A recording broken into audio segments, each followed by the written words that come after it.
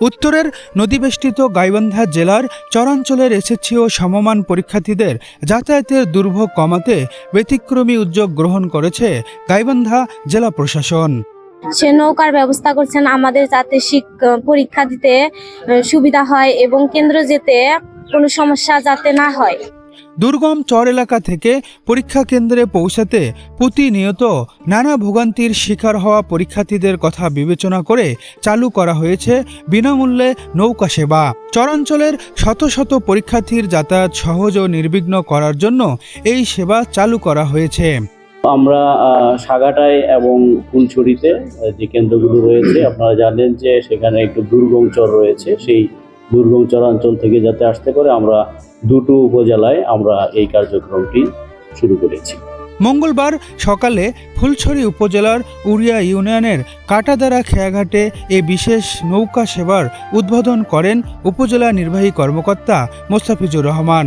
উদ্বোধন শেষে তিনি পরীক্ষায় অংশগ্রহণকারী শিক্ষার্থীদের জেলা প্রশাসনের পক্ষ থেকে কলম ও ফুল দিয়ে শিক্ষার্থীদের বরণ করে নেন, যা শিক্ষার্থীদের মাঝে আনন্দ ও উৎসাহ তৈরি করে।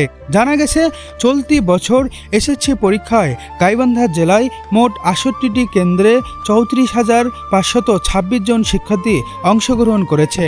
এর মধ্যে চরাঞ্চলের বিপুল সংখ্যক পরীক্ষার্থী এবারের এসএসসি পরীক্ষায় অংশগ্রহণ করেছে।